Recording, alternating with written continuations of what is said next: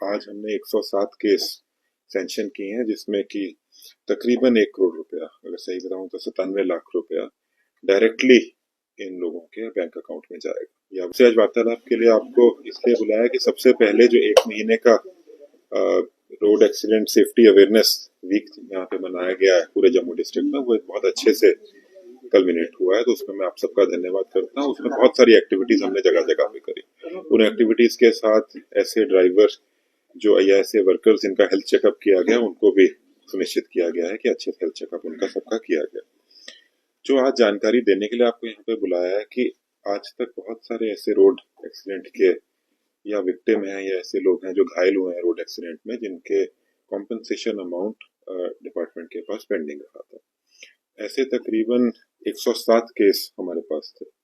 उन 107 केसेस में मैं आरटीओ जम्मू इनकी सराहना करता हूं कि इन्होंने उन सारे केसेस को प्रोसेस किया है 2022 से लेकर अभी तक के, और आज की डेट में कोई भी ऐसा केस हमारे पास बाकी नहीं है। तो आज हमने 107 केस सैंक्शन किए हैं, जिसमें कि तकरीबन 1 करोड़ रुपया, अगर सही बताऊं तो 97 लाख रुपया डायरेक्टली इन लोगों के बैंक अकाउंट में जाएगा। या वो लीगल हेयर हैं जो जिनकी मृत्यु हुई है उनके अकाउंट में जाएगा, अगर कोई घायल हुआ है तो उन घातक के अकाउंट में ये पैसा डाला जाएगा।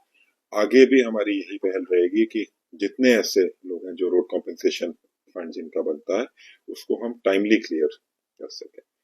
मैं सबसे ये भी आग्रह करता हूँ कि जितने ट्रैफिक रूल्स हैं, जितने भी नियम बनाए गए हैं, नियम कानून है, उनके एनफोर्समेंट हम तो कर ही रहे हैं, बट हम सबको साथ मिलकर ये प्रेरणा लेनी है। आज 1 महीने का प्रोग्राम हमारा अवेयरनेस वीक खत्म हुआ है, तो हम सब साथ में ये आप एक दूसरे से प्रेरणा लें, और ये मैं आशा करता हूँ कि हम सब लोग ट्रैफिक रूल्स की वायलेशन ना करने का एक प्रण लेंगे ताकि हम इन एक्सीडेंट्स को कम कर सकें।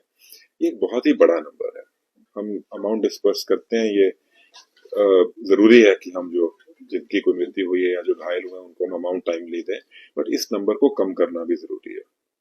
इतना बड़ा अमाउंट देने में हमारे को कोई खुशी नहीं है कि जम्मू में इतने एक्सीडेंट हो रहे हैं और इतना अमाउंट रिलीज किया जा रहा है। तो ये भी हम लोग उम्मीद रखते हैं, और मेरी आरटीओ साहब से ट्रैफिक पुलिस डिपार्टमेंट से सबसे यही मेरा आग्रह भी है कि हम धीरे धीरे इस नंबर को साल बर साल कम करने की कोशिश करें, और इसमें एक अच्छा रिडक्शन हम इस साल करें ताकि लोग ट्रैफिक रूल्स फॉलो करें। सर लगता है यही रहेगा कि हम सब ट्रैफिक रूल्स को फॉलो करना एक आदमी का खुद का संकल्प होना चाहिए। जो आदमी ट्रैफिक रूल नहीं फॉलो करता है और कोई एक्सीडेंट होता है तो उनको खतरा खुद को ही है। अथॉरिटीज उसको डेफिनेटली एनफोर्स करेंगे और हम आगे भी एनफोर्समेंट जारी रखेंगे, बट हम सब साथ मिलकर एक ऐसा प्रण लें कि हमें ट्रैफिक रूल्स को फॉलो करना है। मेरा ये मानना है कि अगर हम फॉलो करते हैं तो काफी हम एक्सीडेंट रेट को कम कर सकते हैं। देखिए, किसी की अगर रोड एक्सीडेंट में जान जाती है या कोई घायल होता है, उसकी कोई भी धनराशि से कॉम्पेंसेशन करना बहुत मुश्किल है, बट जो धनराशि यहाँ पे उनके लिए सुनिश्चित की गई है 1 लाख रुपए अगर किसी की मृत्यु होती है और इंजरी के हिसाब से अगर कोई घातक होता है तो मैं जैसा मैंने पहले कहा कि मैं पूरे आरटीओ ऑफिस के जितने हमारे वर्कर्स हैं, आरटीओ साहब प्लस डाउन द लाइन जितने लोग इस प्रोसेस में इन्वॉल्व रहे हैं, मैं उन सब की सराहना करता हूँ कि उन्होंने जितने आज तक 2022 से लेकर अभी तक जितने भी केस पेंडिंग थे वो सारे क्लियर किए हैं। आज की डेट में आरटीओ ऑफिस में कोई भी ऐसा केस नहीं है जिसने फाइल किया हो कॉम्पेंसेशन के लिए और जो बाकी रह गया हो। सो ये लोगों को सबको प्रेरणा जरूर देगा कि अगर ऐसा किसी के साथ कोई ऐसा हादसा होता है तो उनके पास एक रिलीफ का मेजर ये भी है कि वो आरटीओ ऑफिस में अप्लाई करके अपनी कॉम्पेंसेशन ले सकते हैं। तो ऐसे अगर कोई लोग बचे हैं तो वो भी सामने आए, आरटीओ साहब बताएंगे कि कैसे वो लोग अप्लाई कर सकते हैं, और आगे भी हम ऐसी कार्रवाई कर सकते हैं। आपको आप देख ही रहे हैं कि हम स्टेप उठा रहे हैं। ये जहां जहां पे भी जानकारी मिलती है वहां पे इमीडिएट एक्शन किया जाता है, और पिछले कुछ महीनों में हमने काफी सारे एक्शन इस तरफ किए भी हैं।